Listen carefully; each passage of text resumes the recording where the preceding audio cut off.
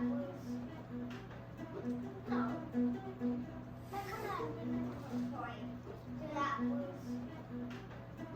No. Mix it with it?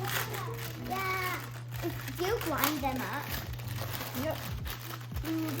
It's gonna be so cool.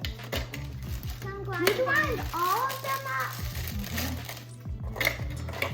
We need 2 cups of graham cracker crumbs, so we're gonna see how much this gives us.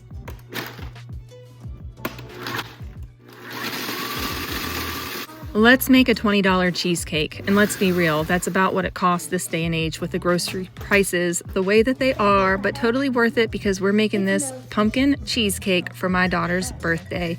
It was highly requested, and every year she wants a unique fall treat for her birthday. In previous years, we've done apple pies, pumpkin pies, different kinds of cakes, and this year she's requested the pumpkin cheesecake. So for my first ever cheesecake, we are going to learn how to do this, and you're coming along with me because if you haven't made a cheesecake at home from scratch, then today is the day to learn and to no longer be too intimidated to try. Let's give it a try. Let's figure this out together. It's going to be fun. I've already made a few mistakes, and I'll tell you about that as we go along, but so far I have blended up 2 cups of graham cracker crumbs, and to that I added 6 tablespoons of melted butter and a 1/4 cup of granulated sugar. Using a food processor, we blended all of the ingredients together and then dumped it into the springform pan, pressing about 1 inch up the side of the pan and pressing firmly into the bottom of the pan. Next, we baked that at 350 degrees for about 6 to 10 minutes.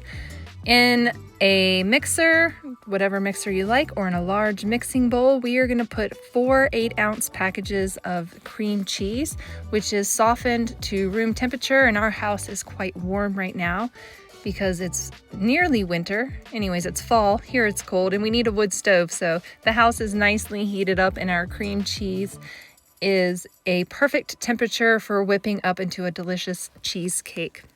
To our ingredients, we are adding 1 cup of granulated sugar and then a 1/4 cup of lightly packed brown sugar. And the kids were mixing up the brown sugar. We just use a little bit of blackstrap molasses in our granulated sugar, and that mixes up beautifully. You can make it darker or lighter depending on your preference. We are going to fluff all this up in the mixer. Just give it a good mix and make sure that you are scraping down the sides periodically so that all the ingredients are incorporated.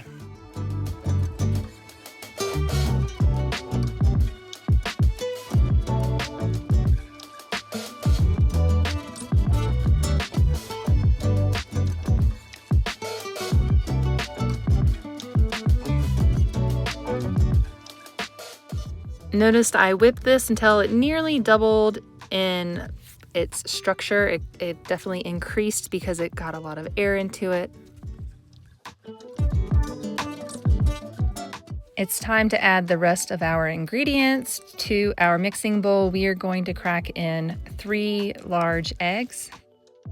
Once these are cracked in, we're going to give it a quick whip just to get them incorporated, and then we'll add the rest of the ingredients.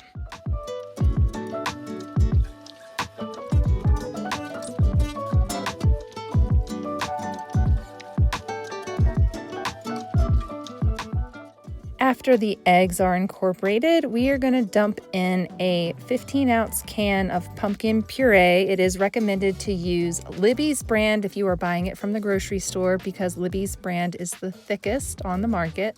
If you are making it from scratch, you want to make sure that you have removed as much moisture from your pumpkin puree as possible. To this mixture, we are going to then add in 1/3 cup of heavy whipping cream. We're going to do 2 teaspoons of vanilla extract and 1 teaspoon of pumpkin pie spice blend. You can also add a teaspoon of the pumpkin pie spice blend to your crust. I did not do that. Some of the recipes online said to, some of them said not to. I didn't want it to be too overwhelming, so I did not add it to my crust, but I did add it to my filling, my cheesecake filling, and I am scraping down the sides just to make sure that we get all of that good spice mixed in and incorporated well. Now you want to be sure that you do not overmix your mixture. Just mix it well enough so that everything is incorporated.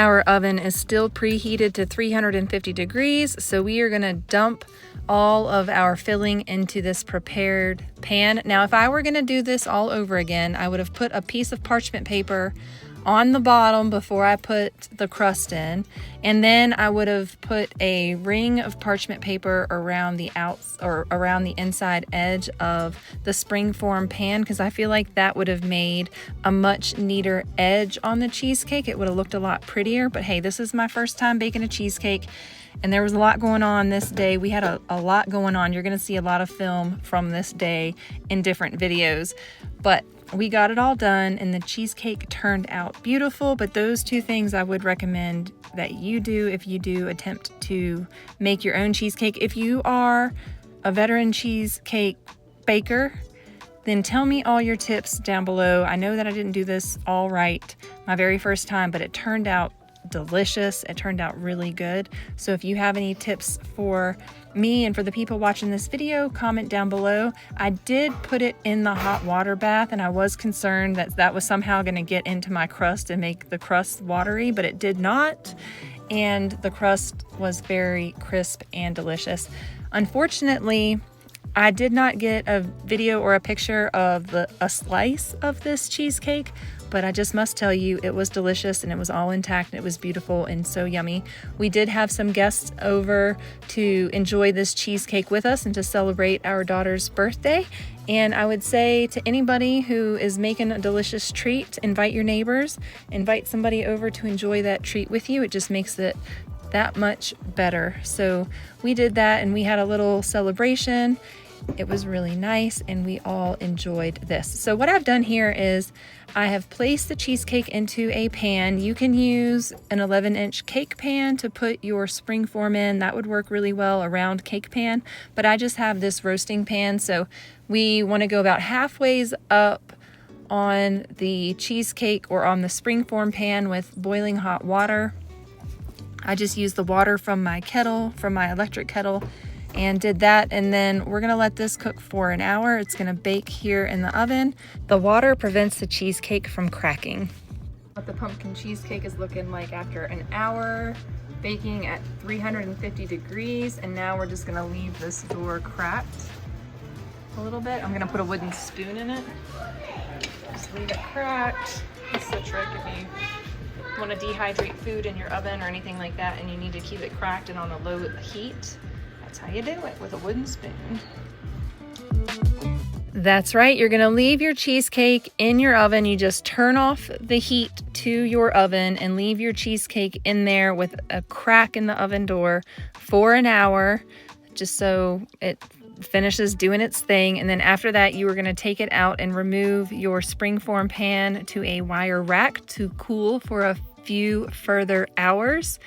And then once it's cooled well enough, you are going to cover it. I just covered mine with a sheet of parchment paper and I put it in the refrigerator overnight so it could continue to chill and firm up. You will notice when you pull it out of the oven that the middle is going to look jiggly, and that is okay. When the cheese and everything chills and when it gets cool in the refrigerator, it is going to firm up your cheesecake. Right now, everything is warm and melty. And we're going to let this just sit here overnight. And it's going to, or not overnight, for the next couple hours. Probably till I go to bed, then I'll put it in the fridge. After chilling for many hours, it is time to take the cheesecake out of the springform pan. So the first thing we're going to do is go around the outside edge with a butter knife because I did not use parchment paper. Again, I think if you've done this before, do you use parchment paper? Does that help? I would think that it would, but I don't know. You know, when you peel off the parchment paper, is it going to stick to the cheesecake and just put giant holes into the side of your cheesecake? So is it better to do it this way? The knife did drag and pull some of the cheesecake around the side, so you'll see that in a minute when I show you after I remove the spring form. But any tips to help make it much nicer? Let me know.